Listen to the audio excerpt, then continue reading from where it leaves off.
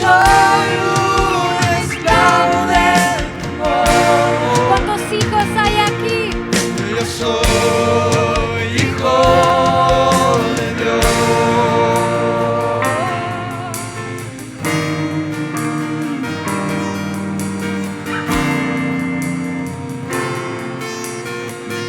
Vamos, declara esto con fe. Estoy rodeado por los brazos del Padre. Estoy rodeado por canciones de libertad. Fuimos liberados de ataduras.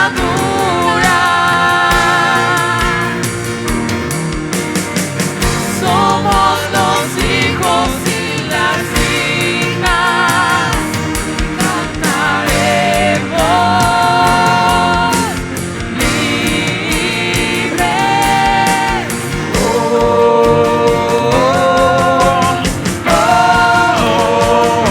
Cantamos.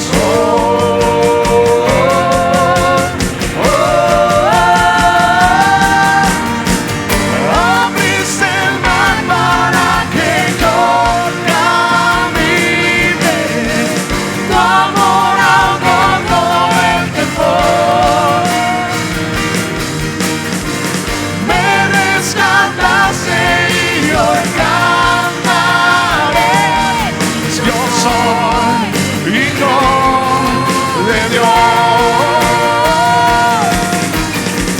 Abriste el mar para que yo camine. Tu amor ahogó el temor. Me rescataste y yo cantaré. Yo soy hijo de Dios. Yo soy hijo de Dios. Yo soy hijo de Dios. Vamos, cierra tus ojos. En esta mañana hemos venido a darle gracias al Padre. Y déjame decirte algo. En este año, a pesar de las dificultades, Dios quiere decirte que nunca ha dejado de amarte. A pesar de que te hayas alejado, a pesar de que tu corazón no haya estado conectado con Él, Él te sigue amando, Él te sigue buscando. Y hoy está esta mañana aquí, en este lugar, esperando a que tú regreses con Él. Tú estás aquí, Señor. Yo solo sé que yo soy su hijo y Él es mi Padre. Y mi Padre, vamos, cántalo, qué hermoso es el Señor. Yo solo sé que yo soy su hijo y Él es mi Padre. Y mi Padre me ama. Yo solo sé que yo soy su hijo y Él es mi Padre. Y mi Padre me ama. Yo solo sé que yo soy su hijo y Él es mi Padre. Y mi Padre me ama. Yo solo sé que yo soy su hijo. Él es mi Padre. Y mi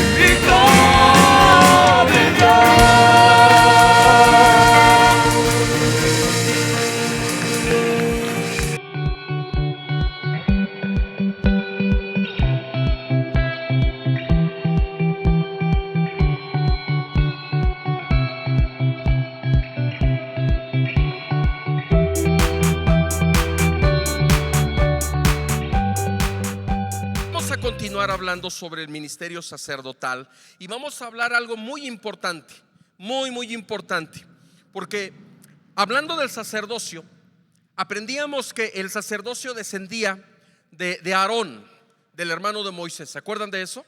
Que Dios establece el sacerdocio después de todos los hijos de Aarón. Pero vimos en la escritura que el sacerdocio se fue degradando. El sacerdocio lo dejaron los israelitas. Lo dejaron y dijeron: ¿sabes qué? No nos interesa estar viviendo contigo, Señor. Así como muchos cristianos que de pronto se voltean con Dios y le dicen: que no me interesa tu presencia en mi vida, no me interesa emanar tu gloria en mi vida. O sea, si quiero los beneficios de la tierra prometida, pero no me interesa emanar tu gloria.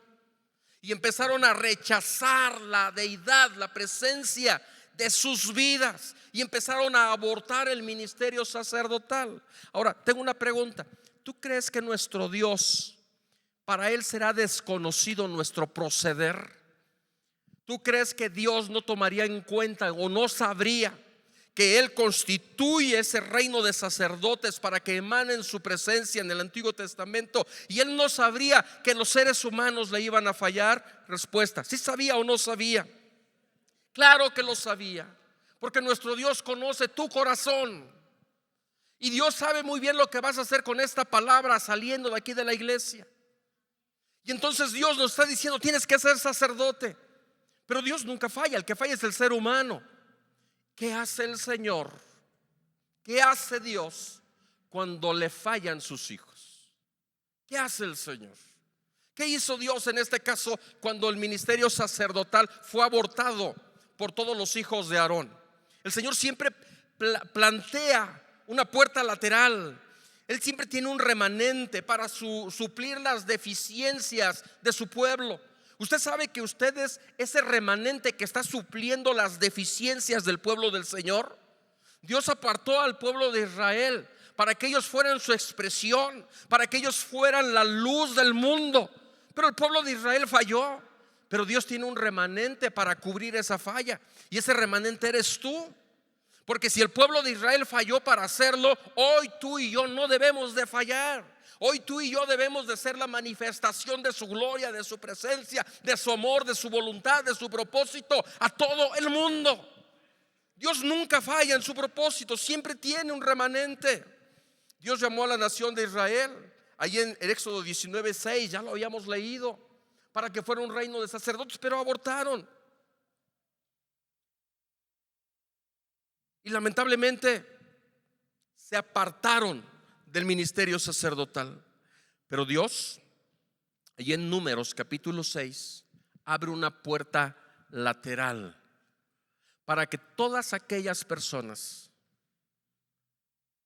que anhelan la presencia, que anhelan la gloria de Dios, que anhelan emanar su espíritu aún sin el llamado de sacerdocio del Antiguo Testamento, lo pudieran hacer.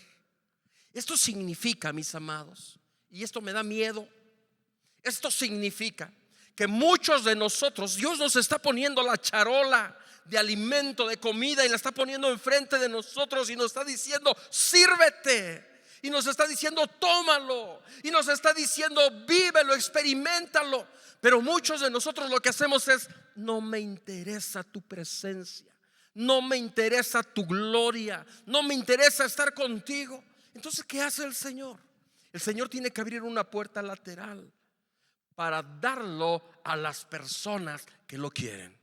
Y yo creo que aquí Pajiel tiene hambre, tiene necesidad, tiene deseo de esa presencia, de esa manifestación de la gloria sobre su vida. Porque necesitamos vivir de una manera extraordinaria, manifestando el poder de Dios. Y el poder de Dios es el resultado del ministerio sacerdotal, de tener la presencia de Dios en nuestras vidas. ¿Qué pasó en el Antiguo Testamento? El sacerdocio falló y los sacerdotes empezaron a vivir de una manera disoluta. Un ejemplo, Primera de Samuel, capítulo 2, versículo 12 en adelante. Los hijos de Elí era el sumo sacerdote, sus hijos eran los sacerdotes. ¿Cuántos sacerdotes hay aquí? Y fíjate lo que hacían los sacerdotes. Los hijos de Elí eran hombres impíos. y no tenían conocimiento de Dios. O sea, sí, sabían la ley, sabían lo que su papá les había enseñado, la letra muerta, pero no tenían ellos la presencia de Dios. Por eso dice aquí, no tenían conocimiento de Dios. ¿Cómo voy a tener conocimiento de Dios si no paso tiempo con Él? ¿Cuántos casados hay aquí? ¿Cuántos de los casados tienen actitudes de su esposo o de su esposa? A mí ya se me pegaron un chorro de cosas de mi esposa. O sea, imposible decir que Ceci no es mi esposa. O sea, tengo un chorro de actitudes de ella. ¿Sabes por qué? Porque paso un montón de tiempo con ella. Imposible pasar tiempo con Dios y que no tenga rasgos de Dios. Estos hombres no conocían de Dios. ¿Sabes por qué? Porque no pasan tiempo con Dios. Eran los sacerdotes y eran impíos. Y era costumbre de los sacerdotes con el pueblo, verso 13, que cuando alguno ofrecía sacrificio, venía el criado del sacerdote mientras se cocía la carne, trayendo en su mano un garfio de 3 dientes, y lo metía en el perol, en la olla, en el caldero, en la marmita, y todo lo que le sacaba el garfio, el sacerdote lo tomaba para sí. De esta manera hacían con todo israelita que venía así. Los decir, los sacerdotes decían: yo no trabajo en otra cosa, yo tengo que vivir de lo que ofrenda al pueblo. Pero entonces los sacerdotes, ¿qué hacían? Vamos a verlo aquí.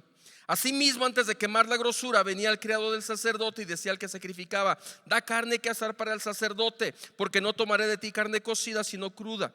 Y si el hombre le respondía: quemen la grosura primero y después toma tanto como quieras, él respondía: no, sino dámela ahora mismo, de otra manera yo lo tomaré por la fuerza.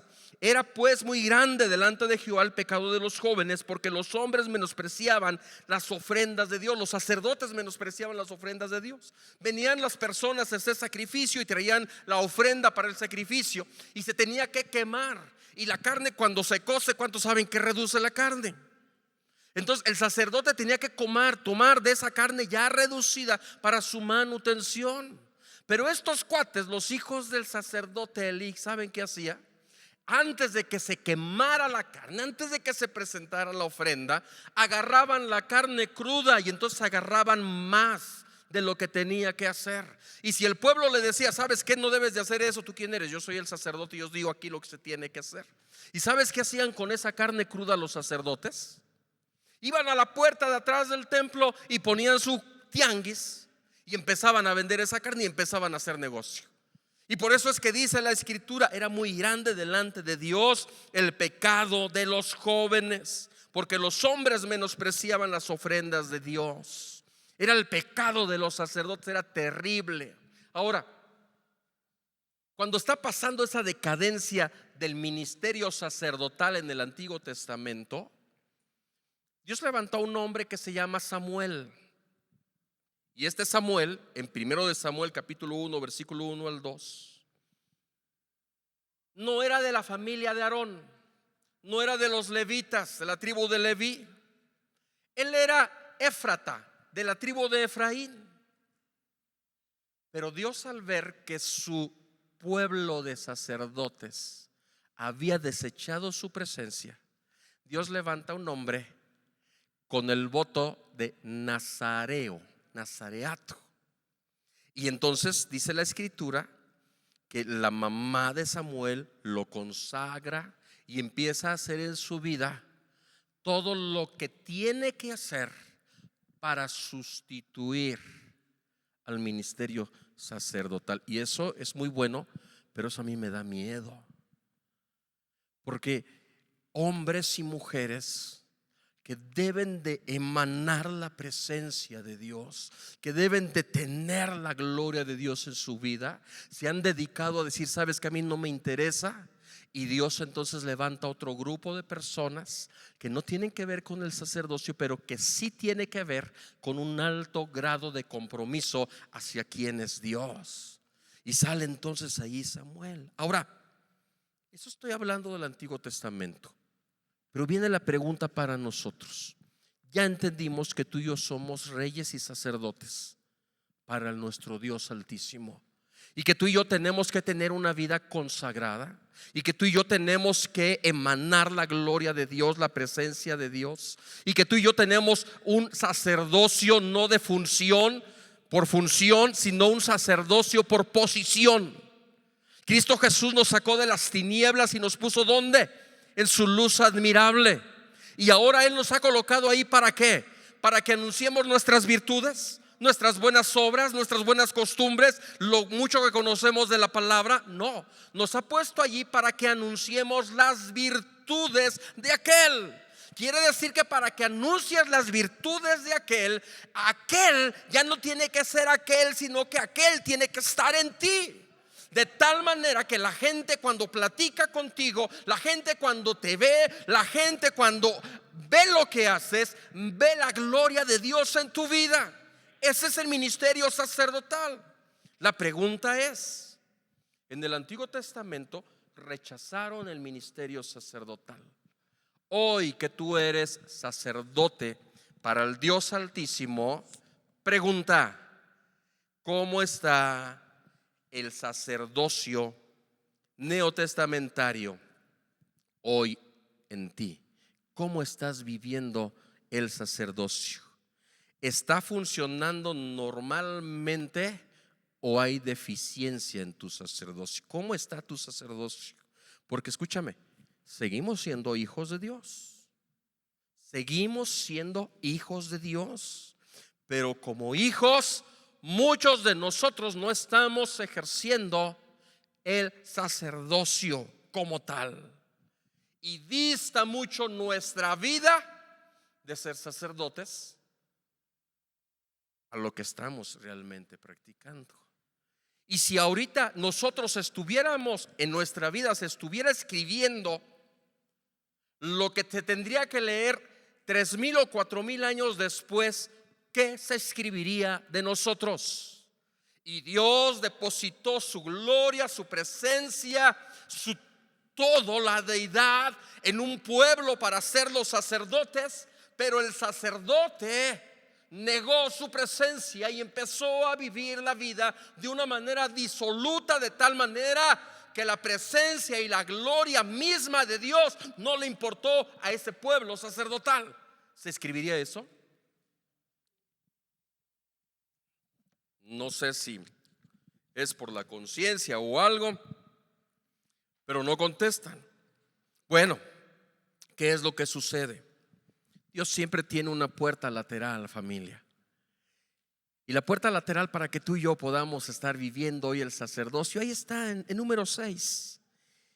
Y te voy a dar algunas características que tienes que desarrollar para que tu sacerdocio no sea impuesto, sino que tu sacerdocio sea una decisión de vida. ¿Me expliqué? Para que tu sacerdocio sea una decisión de vida. Y sí, hemos fallado muchos de nosotros, así como el sacerdocio antiguo, pero Dios ha provisto la puerta lateral para que las personas comprometidas con Dios puedan asirse de algo y puedan decir: Señor, estoy comprometido contigo y voy a vivir de esta manera. ¿Cuáles son las características? Números capítulo 6, versículo 3 al 4. Fíjate lo que dice ahí y lo vamos a entender espiritualmente, lo vamos a digerir y lo vamos a vivir, porque aquí en Pajiel vivimos la palabra de Dios. Y no solamente la vivimos, sino que también compartimos la palabra de Dios. Se abstendrá de vino y de licor. No beberá vinagre de vino ni vinagre de sidra, ni beberá ningún licor de uvas, ni tampoco comerá uvas frescas ni secas. ¿Para quién es esta instrucción? Para aquellas personas que desean tener una vida sacerdotal, aunque quizás no han sido llamados para ser sacerdotes, pero dicen: a mí me interesa estar con Dios, a mí me interesa tener una vida de santidad, y a mí me interesa vivir una vida conforme Dios lo ha estipulado. ¿Para qué? Para poder emanar la gloria de Dios. ¿Y sabes qué es lo que significa aquí el vino o cualquier cosa que procede de la uva? Esto espiritualmente para ti y para mí representa el placer terrenal o el placer mundano. Escúchame, familia, por favor. Yo sé que cuando hablo de estos temas se me baja la membresía, pero no importa, porque yo creo que los que quedamos somos personas filtradas que vamos a poder emanar la gloria de Dios. Si deseamos apartarnos de Dios, para Dios, y si deseamos ser un sacerdocio santo, mi amado, debemos de apartarnos de lo terrenal y de lo mundano. Ahora te voy a incomodar un poquito. Dígale al que está a su lado, te van a incomodar, despierta porque te van a incomodar. Viene la pregunta: ¿qué tan retirado estás viviendo de lo terrenal? ¿Qué tan separado estás de lo mundano y de lo terrenal? ¿Qué tan separado estás? Ahora, no me juzgues de religioso.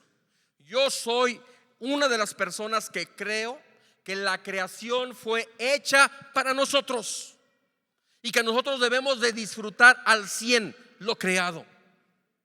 No soy de esos grupos de ascetas que dicen hay que dejar todo, y aquí no es un monasterio, y hay que hacernos monjes, o hay que meternos a 4 paredes porque todo lo que hay en el mundo es malo. No me estés malinterpretando aquí la situación. Amén. Yo sé que me estás entendiendo. ¿Para qué nos hacemos? La realidad es que la iglesia hoy en día vive el evangelio de nuestro Señor Jesucristo de una manera muy superficial. Que me animo a decir, familia, que muchos de nosotros, por no decir de ustedes porque se me pueden ofender, han llegado a vivir una doble vida.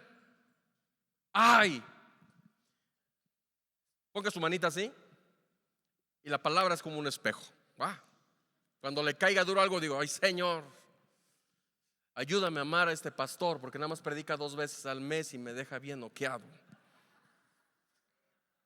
La realidad es que la iglesia vive el evangelio de una manera muy superficial y hemos llegado a desarrollar una doble vida. Presentamos una cara en la iglesia y con los hermanos, pero cuando no estamos en la iglesia y cuando no estamos con los hermanos viéndonos, sale nuestra otra vida, la otra cara de la moneda. Cuando estamos con los cristianos somos del lado, ¿verdad?, donde está la cara sonriente. Y cuando no estamos con los cristianos somos el otro lado de la moneda, donde la serpiente nos está pellizcando el águila y nomás se nos oye ay, ay, ay, ay, ay. Fue chiste. Cuando me presentes, Eric, ¿dónde está Eric? Tienes que decir que si cuento un chiste, se siente re mal contar más los chistes y que no se rían. Ahora, déjame hablarte una realidad. Separarnos de lo mundano, separarnos de lo terrenal es muy difícil. ¿Cuántos levantan su mano y dicen, tiene razón, pastor? Ay, ay, ay, ay, ay. Nada más 2 personas. Separarnos de lo mundano es muy difícil. Con razón me deslumbran aquí sus aureolas. Me dejan ciego aquí. ¿Cuántos saben que separarse de lo mundano y de lo terrenal es muy difícil? La verdad. O sea, la verdad. Ahora en 2 de febrero ahí estaban también a la Ruru Niño, a la Ruru, todo por los tamales. Todo por los tamales. O sea, es muy complicado porque vivimos en medio de una sociedad que está entregada a los placeres, a las tentaciones, a las divisiones. Los que ya estamos casados sabemos que es difícil mantener la paz en el hogar. ¿Cuántos dicen amén? Luego mando por ahí a los WhatsApps de los familia, de los amigos, y se enojan las hermanas por lo que mando. Pero bueno, vivir en el matrimonio es complicado. Por eso necesitamos, escúcheme familia, su presencia en nuestras vidas. Por eso necesitamos tener ese grado de compromiso delante de su presencia. Amén.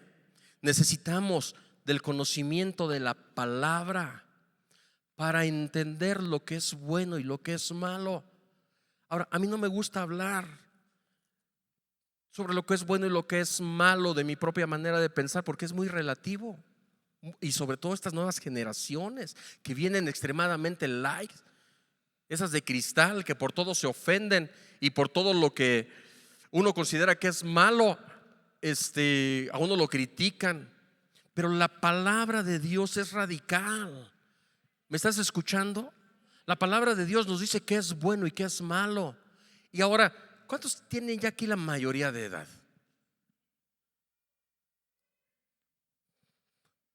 Todos los demás, es que pastor, dice la escritura que si no somos como niños no nos vamos al cielo. Por eso, pastor, ¿para qué nos hacemos? Ya sabes lo que es bueno y lo que es malo. Dice, no os hagáis. Ya lo sabemos, preciosa familia. Necesitamos nosotros apegarnos a la palabra. Como sacerdotes, ¿cuántos sacerdotes hay aquí? Dejamos de funcionar como sacerdotes cuando somos tibios y condescendemos o somos condescendientes con el mundo y no tenemos el compromiso de la santidad. Ese es un grave problema, ser condescendientes. Somos condescendientes con el mundo cuando comenzamos a imponer nuestros propios pensamientos y comenzamos a vivir bajo esta lógica. A ver cuántos se identifican con esta lógica. ¿Qué de malo tiene?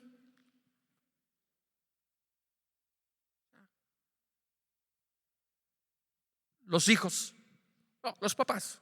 Y te va con los papás. ¿Qué de malo tiene que deje a mi hijo que se vaya a la pachanga en donde hay alcohol? Está joven, que se divierta. ¿Qué de malo tiene? ¿A poco nada más es pura vida cristiana? Empiezas a ser condescendente con el mundo y tu vida sacerdotal empieza a caer totalmente. ¿Qué tan condescendiente estás siendo en tu hogar con el pecado? Dile al que está a tu lado, chale, este pastor no deja de molestar. ¿Qué tan condescendientes estamos siendo en la casa con el pecado? Con la televisión, ¿qué tan condescendientes estamos? Mira, no puedes ministrar tu vida, vivir tu vida sacerdotal si eres condescendiente con el pecado. Cómo nos regañan a mi esposa, a mis 2 hijas. Bueno, es un decir, la regañan. Porque mi esposa era bien radical en la televisión con ellas. Bien radical. Ni a Scooby-Doo dejaban que vieran. Y sí, critícanos y juzganos y ay, tan religiosa. ¿Qué de malo tiene? Muchos de ustedes han venido a la oficina a que oremos por sus hijos porque no pueden dormir en las noches, porque el Chucky les está jalando las patas. ¿Qué de malo tiene? ¿Qué tan condescendiente eres con el pecado en tu casa? En situaciones como la desobediencia, ¿qué tan condescendiente has sido? Escúchame, porque estamos viendo cómo es que falla el ministerio sacerdotal. Y ahora, ¿qué es lo que debemos de hacer nosotros? Amén. Para poder estar desarrollando nuestro ministerio sacerdotal. Y dice aquí la escritura que no debemos de ser asidos a nada de lo que provenga del fruto de la vid. En este caso, todos los placeres terrenales. Estamos deduciéndolo así. Con la desobediencia, ¿qué tan condescendientes somos?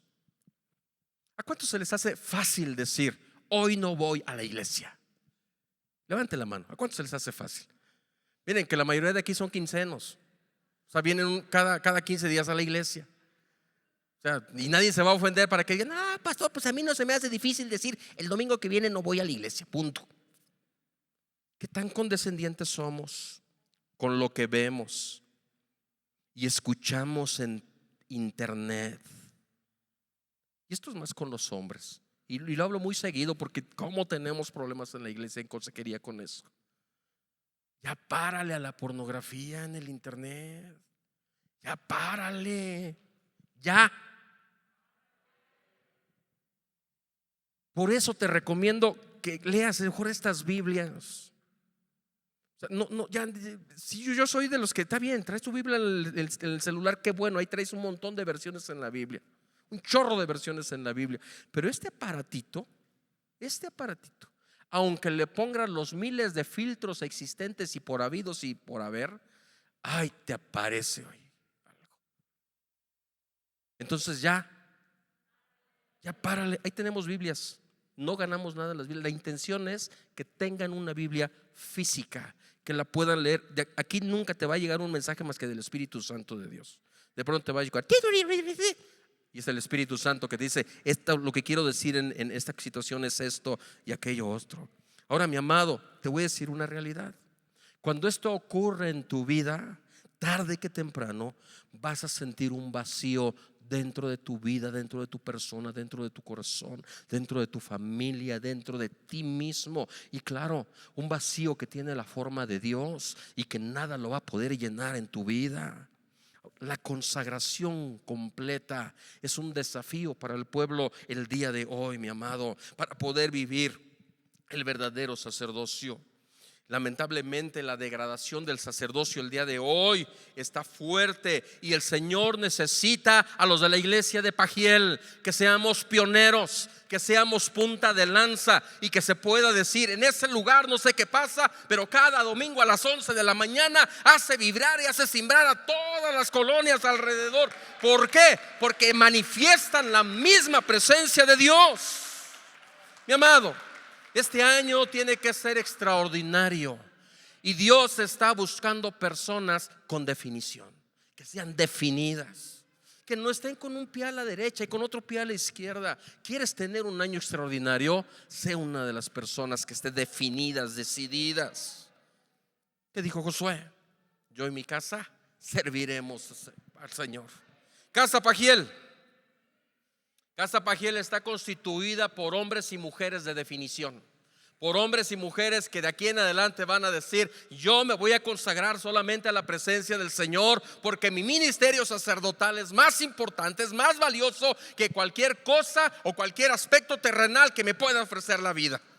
Amén. Número 2.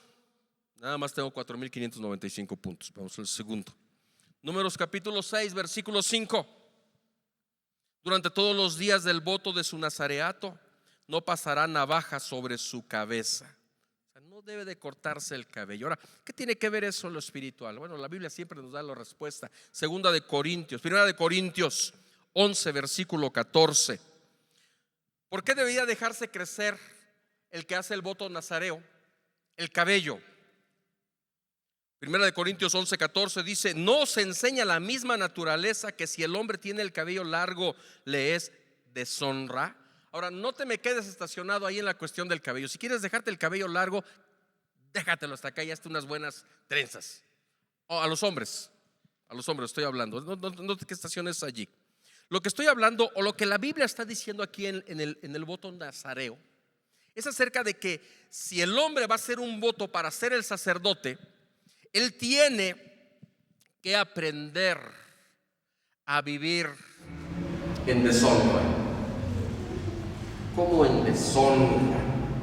Lo que significa es que tenemos que aprender a renunciar a toda gloria personal. En otras palabras, si quiero tener un ministerio sacerdotal, debo de arrancar de mi vida el orgullo, la egolatría, toda nuestra capacidad de raciocinio sin Dios. ¿De qué está hablando, pastor? ¿Quiere que seamos ahora puros robots, puras personas que no sepamos qué hacer? No, déjame decirte que nuestro ego, nuestro orgullo hace que razonemos de una manera que pongamos la palabra de Dios por abajo de nuestra voluntad. Y todo es porque nosotros queremos ser los primeros, los segundos y los terceros, y a Dios lo dejamos en último lugar. Pero aquí el voto nazareno está diciendo: no, tienes que aprender a vivir en humildad. No importa que tu aspecto, tu personalidad sea dañada, pero que la personalidad de Dios sea creciendo sobre tu persona, sobre tu vida. Ahora, ¿será cierto eso? Que el orgullo nos hace negar la palabra de Dios. ¿Usted qué piensa? Ahí le va unos de los ejemplos que estuve sacando. ¿Por qué no lees la palabra de Dios? ¿Por flojera? ¿Por qué no lees la palabra? A ver, algún valiente que diga: pues yo no leo la palabra de Dios aquí, pero también ni descubro por qué no leo la palabra.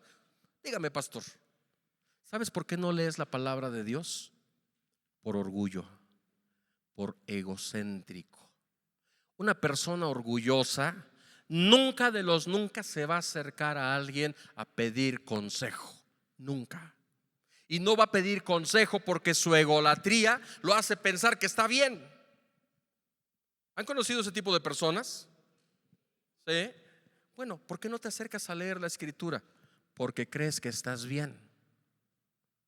Porque dice tu egolatría: yo no necesito el consejo de la palabra de Dios para saber qué hacer en mi matrimonio, para saber qué hacer con mis hijos, para saber qué hacer en mi trabajo, para saber qué hacer con mi negocio, para saber qué hacer con la sociedad, para saber qué hacer con mi misma persona. No necesito la palabra de Dios porque eres un orgulloso de primera.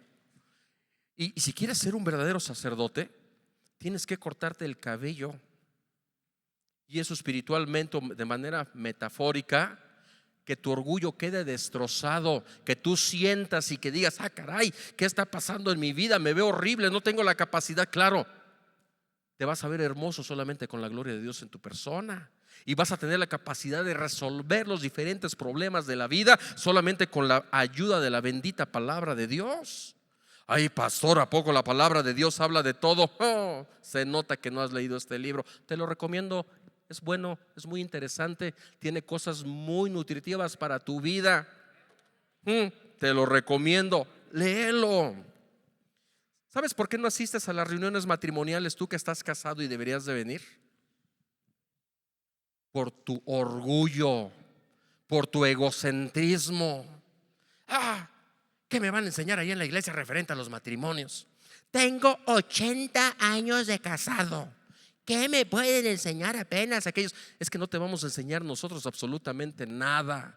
Quien te va a enseñar y te va a corregir es la palabra de Dios. Y déjenme les digo, a los que tienen 80 años de casados, hombres, si se animan, pregúntenle a su mujer si ha sido feliz verdaderamente con ustedes. Pero te voy a decir otra cosa: mejor no le preguntes, porque la vas a obligar a mentir. ¿Y sabes por qué? Porque tu egocentrismo te ha hecho pensar que eres Juan Camané y eres la última Coca-Cola del desierto. Y por eso no vengo a las reuniones para matrimonios. ¡Wow! ¿Están listos para pisar un callo? A ver, recojan sus piecitos. ¿Por qué no diezmas? ¿Por qué no ofrendas? ¡Ay! Ya ves, vieja, te dije que hoy no iba a venir al culto y tú quieres que venga. ¿Por qué no ofrendas y por qué no diezmas? Por ególatra y orgulloso. Nada más por eso. Nada más por eso. Porque tu orgullo te dice: es que yo no necesito darle lo primero a Dios. Yo no necesito, porque yo en mis propias fuerzas puedo mantener esta familia muerta de hambre como hasta ahorita, pero la mantienes. Nada más por el orgullo. No creo que Dios me bendiga si doy. Muchas personas me han dicho: no, pastor, es que pues la verdad yo lo entiendo, ¿verdad? Pero pues ya ve cómo es uno de cabezón. No eres cabezón, eres un orgulloso de primera, punto. Te cortas tu cabello y quieres lucirte, diciéndole a Dios que no te hace falta nada de su palabra, nada del consejo, porque tú eres autosuficiente. Tú tienes la solución para todo. Y es más, Dios, creador del universo, ¿verdad?, que hizo tu vida, que hizo las estrellas y el universo, se equivocó en la manera que Él estableció en que su iglesia fuera financiada. Pero yo, Juan Pérez, ególatra de primera, les voy a enseñar que la iglesia se puede mantener sin ofrendas y sin diezmos. Te lo voy a enseñar a ti, Dios. Eres un ególatra de primera. ¿Todavía me amas? A ver, déjenles pregunto más fuerte: ¿ególatras todavía me aman? Nuestro raciocinio por encima de la palabra de Dios es nuestro orgullo, nuestro ego por encima de la palabra de Dios. Y mis amados, si nosotros nos exaltamos a nosotros mismos, nosotros no podemos ejercer el ministerio sacerdotal. Y el ministerio sacerdotal no es en cuestión de función. El ministerio sacerdotal es cuestión de posición, en donde la gloria de Dios emana a través de mi vida. Le he preguntado a la pastora: ¿por qué no dicen amén? Es que están espantados y están callados recibiendo todo lo que digan. Bueno, voy a seguir pensando eso. ¿Se acuerdan ustedes el caso de David cuando tomó el reino? No hemos llegado a eso en la serie de David, después la voy a retomar. David toma el reino y David reconoce que lo más importante es la presencia de Dios en el reino. ¿Se acuerdan los lectores de la Biblia, los que ya llegaron a Samuel y Reyes? ¿Se acuerdan? Y entonces dice David: vayamos y traigamos el arca. Y entonces la primera vez comete una tarugada de primera, ¿no? Hace que los bueyes cargaran el arca y se muere un cuate allí. Pero después se da la tarea, renuncia a su ego, se da la tarea de estudiar y descubre que la presencia de Dios debe de ser cargada en los hombros ¿de quién? de los sacerdotes. Y entonces los sacerdotes tienen que agarrar la presencia. Escúchame, este es algo precioso. Tienen que agarrar el Shekinah, la presencia, y la tienen que poner aquí en los hombros. Y entonces la constitución del arca es que es grande, y cuando la cargan en sus hombros, la gente a la distancia no ve a los levitas cargar el arca. Lo que ven es la presencia de Dios. Los sacerdotes traen el arca, pero los sacerdotes no se ven.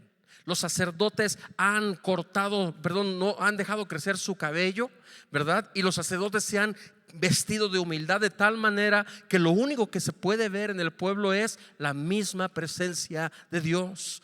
Tú y yo, como sacerdotes del Altísimo, debemos de bajarle 3 rayitas a nuestro egocentrismo, a nuestro orgullo, y que dejemos solamente que la gloria de Dios sea la que se vea en nuestras vidas, solamente la presencia de Dios en nuestras vidas. Debemos de llevar a Cristo Jesús en nuestros hombros.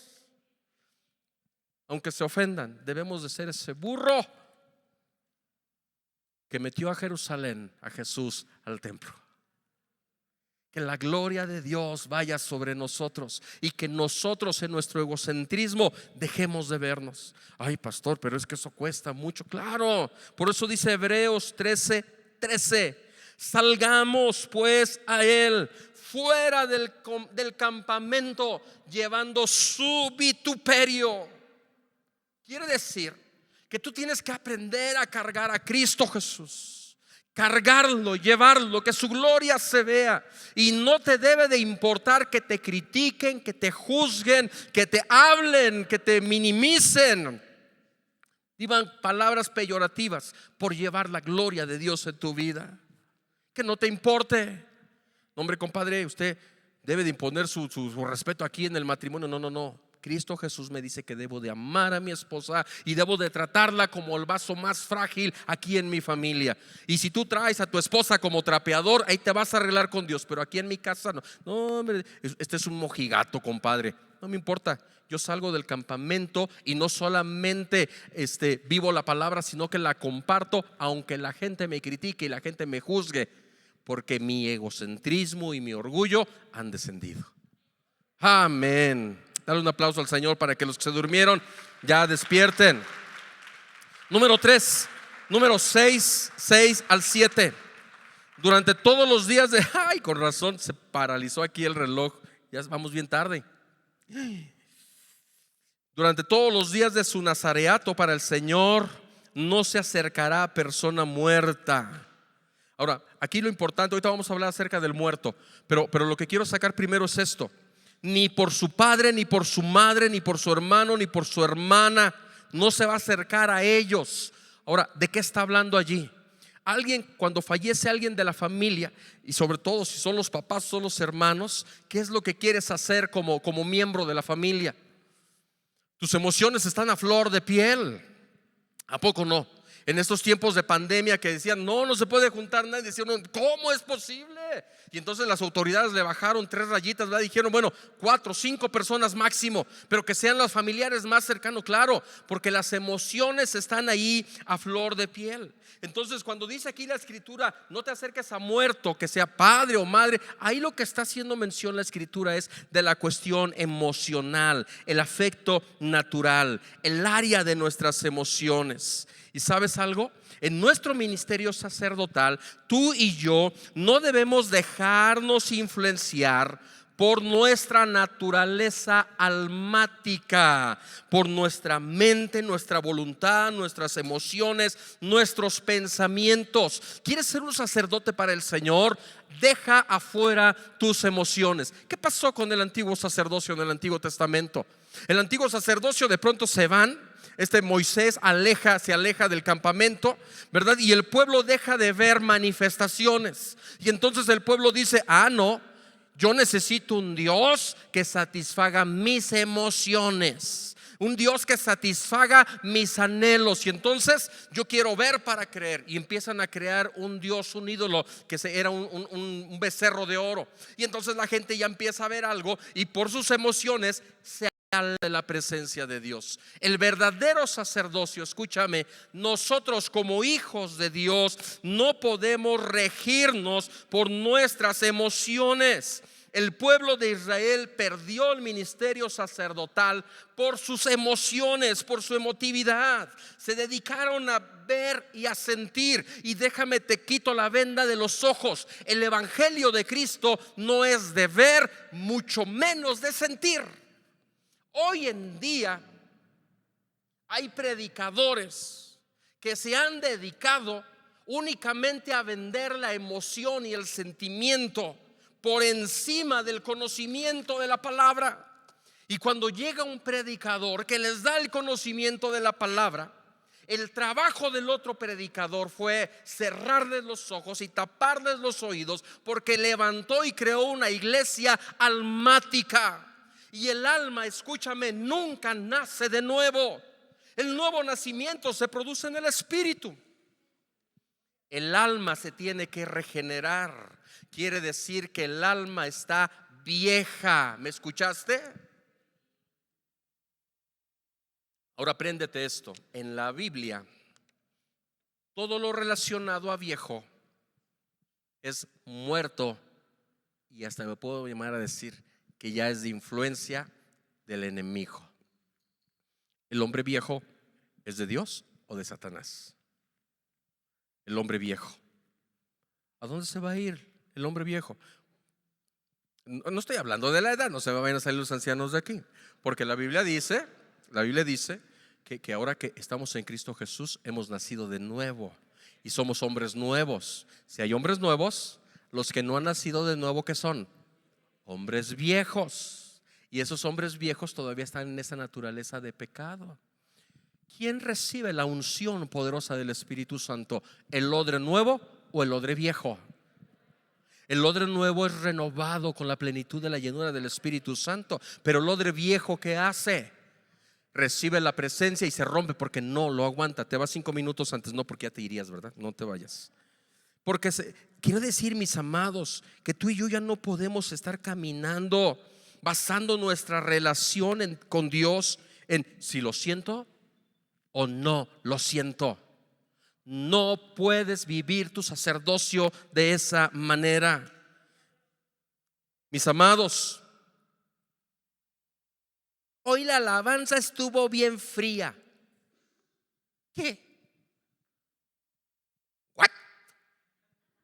Hoy la alabanza estuvo bien fría porque no hubo cumbias, porque los cantos de adoración no me gustaron ninguno, estuvo fríísimo. O sea, vienes aquí por tus emociones, estás mal. Estás mal. Hoy la predicación, ni un chiste se aventó el pastor, estuvo bien mala. ¿What? ¿Por tus emociones? Hoy sentí el postrarme, hoy sentí el levantar manos, hoy sentí el ofrendar. ¿What? La palabra es bien clara. Y la palabra nos dice, número 1, que debemos de congregarnos y debemos de reunirnos. Y cuando vienes a la casa, la palabra de Dios dice, alégrate con los que dicen, a la casa de Jehová iremos. Levantad manos santas hacia el santuario. Es que hoy no siento. Es que deja de sentir. Eso es parte de lo viejo. Lo parte de lo nuevo es la presencia de Dios en tu vida, en tu persona. Todo lo que contiene a Dios, escúchame, está vivo, está nuevo. El Nuevo Testamento, palabra para nosotros, nueva, la nueva naturaleza, los odres nuevos, el nuevo pacto, la nueva creación, hombre nuevo, nuevo nacimiento, etcétera. Todo lo nuevo es de Dios. Las emociones es de lo viejo. Avanzamos. Número 6:9. Hablamos un poco más de lo muerto, ahora sí.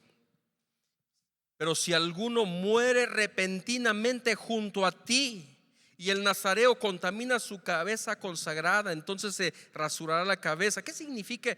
Significa si alguien muere súbitamente, o hablando de muertos, y que los nazareos no podemos estar con los muertos allí. Este pasaje, hablando de la muerte, es símbolo de la muerte espiritual. Ahí te va, sacerdotes. ¿Cuántos sacerdotes hay aquí que están disfrutando la gloria de Dios y que dicen: yo llevo la gloria de Dios y la presencia de Dios a todo lugar, y no me importa si mañana amanezco agüitado, la gloria de Dios está en mí? Y no me importa si mañana me saco la lotería, la gloria de Dios está en mí. No me importa si mañana me corren del trabajo, la gloria de Dios está en mí. Fui con el doctor y me dijeron que tengo Omicron, la gloria de Dios está en mí. Amén. Pero ¿qué sucede si de pronto estás así y órale, se te acerca un muerto? Aquí lo que está diciendo la escritura es: córrele, o sea, no tienes que estar con ningún muerto. Y un muerto aquí está hablando en lo espiritual. Tú y yo debemos de tener cuidado de no contaminarnos con los muertos espirituales. Escúchame, las raíces de amargura de las personas que nos rodean, las quejas de las personas que nos rodean, los chismes de las personas que nos rodean, las críticas, las heridas no sanadas que tienen los muertos espirituales, ¿sabes qué producen en ellos? Putrefacción. Y tú estás vivo, tú hueles rico. Maravilloso aroma de Cristo Jesús, dice la palabra que somos tú y yo. Yo que no traigo cubreboca, puro aroma de Cristo. Pero el muerto espiritual está putrefacto, huele a putrefacción. Y si yo sigo estando con ese muerto, ¿a qué crees que voy a oler yo? A putrefacción también. Ahora, si no tienes la encomienda del pastor para brindarle palabra de vida a un muerto, mejor córrele. ¿Qué te detienes a estar escuchando chismerío y medio, raíces de amarguras, quejas? Mi amado, la persona que se consagra a Dios no fundamenta su fe en los demás. Por lo menos díganle amén. La persona que se consagra a Dios no fundamenta su fe en los demás. Dice el muerto y el putrefacto: es que el pastor falló, por eso me voy de la iglesia. Entre paréntesis, ¿saben que soy humano? ¿Y saben que ofendo más de lo que se imaginan? Bueno, pues si no lo sabían, ya lo saben. Más de lo que ofendo aquí en el púlpito cuando platican conmigo. Usted no está aquí porque yo estoy de pie predicando el evangelio. Quiere decir que si yo de pronto caigo, usted no tiene por qué caer, porque el sacerdote no fundamenta su fe en terceras personas. El sacerdote emana la gloria de Dios y emana la presencia de Dios. Así es que de pronto le llegan a decir: es que el pastor me cae gordo, ¿cómo predica? Aléjese de ese putrefacto. ¿Me escucha? Porque su hedor es muerte. Y dice la escritura que tienes que alejarte de los muertos, no tienes que dejarte tocar de esa situación. Es que fue una injusticia lo que sucedió con fulano, sutano en la congregación, y por eso estoy decepcionado. Estás muerto espiritualmente. Es que no me invitaron a la boda o a los 15 años y por eso ya no voy a la iglesia. Estás muerto espiritualmente, estás putrefacto. Ahora dígase además, si alguien hace una fiesta aquí, voy a herir tu corazón. No está obligado a invitarte. Y como no está obligado a invitarte, tú no tienes por qué ofenderte. El único que está obligado a invitarte es el pastor. Pero ¿sabes por qué?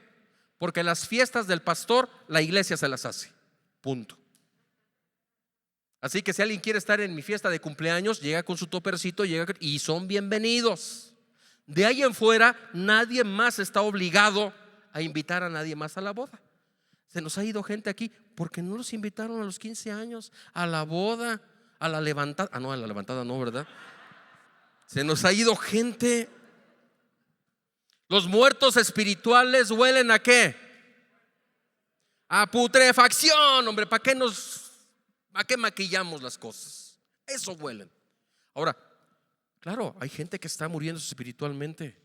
Hay que orar por ellos y hay que tener la capacidad de hablar con ellos para que no te peguen la putrefacción. Ya vas con tu traje anticovid ahí, ¿verdad? Y les hablas y les ministras.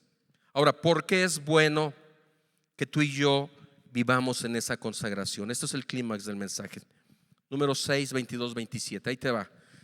Ay, gracias por su paciencia, familia.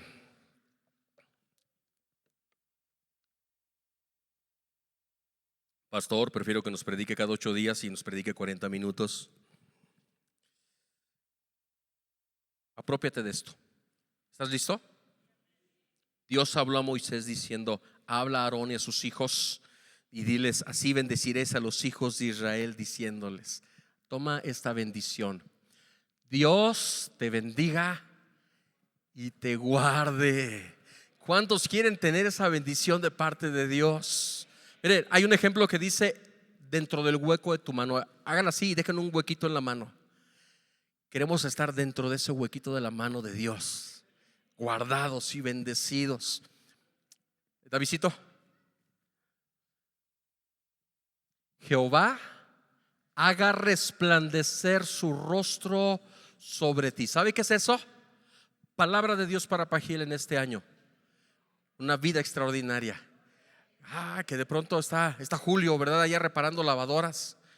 Y la gente no, ¿qué le pasa, Señor? Se puso bastante vaselina. No. La gloria de Dios sobre mi vida. Haga resplandecer y tenga de ti misericordia. Si alguien de ustedes cree no necesitar misericordia, es porque está viviendo en una burbuja de cristal. Todos necesitamos misericordia.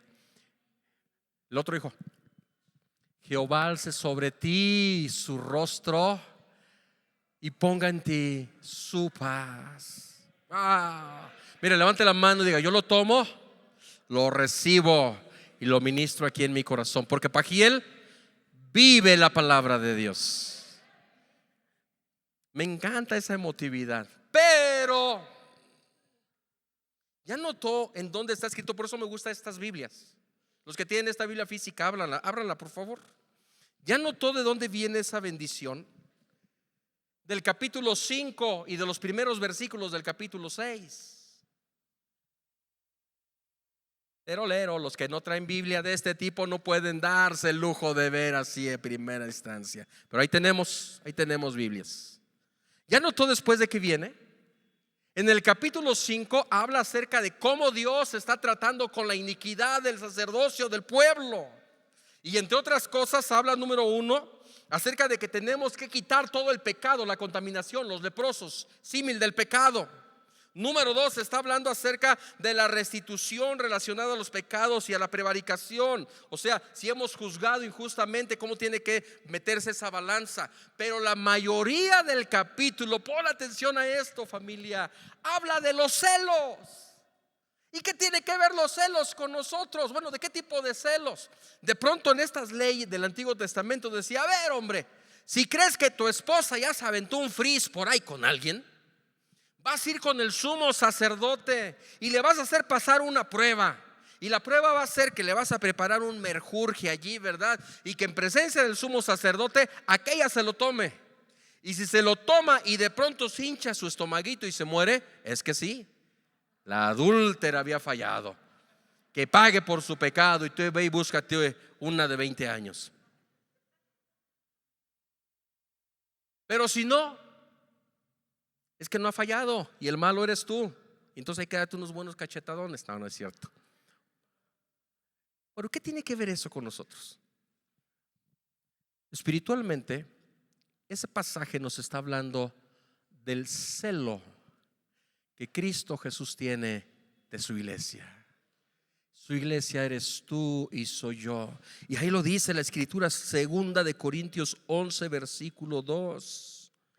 Porque os celo, dice la escritura, con celo de Dios, pues os he desposado con un solo esposo para presentaros como una virgen pura a Cristo. Tú y yo somos la iglesia del Señor. Somos la novia del Cordero, somos la esposa de Cristo.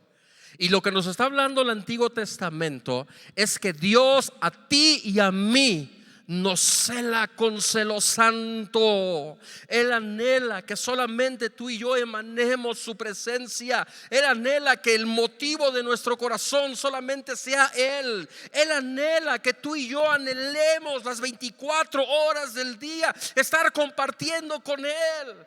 Él nos cela y nos dice: ¿cómo es posible que aquella iglesia que yo amo tanto no quiera estar compartiendo mi palabra, no quiera estar viviendo mi palabra, no quiere estar conmigo? Pero una vez que se toman cartas en el asunto y una vez que la gente entiende, viene el capítulo 6 verso 1 y verso 2, en donde dice el Señor: si tú no lo quieres hacer, va a haber quien se va a levantar y va a entrar por la puerta lateral personas que quieran hacer un compromiso conmigo y quieren tener un voto de consagración conmigo, y ahí van a estar conmigo en mi presencia, y solo a ellos y nada más a ellos, dice la palabra: Jehová te bendiga y te guarde. ¿A quién?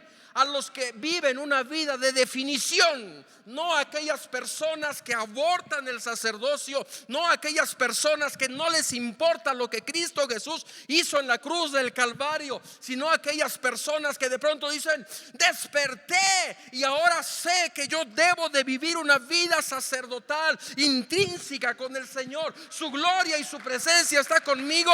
Espérate. Y a eso solamente Dios les dice: yo te voy a bendecir.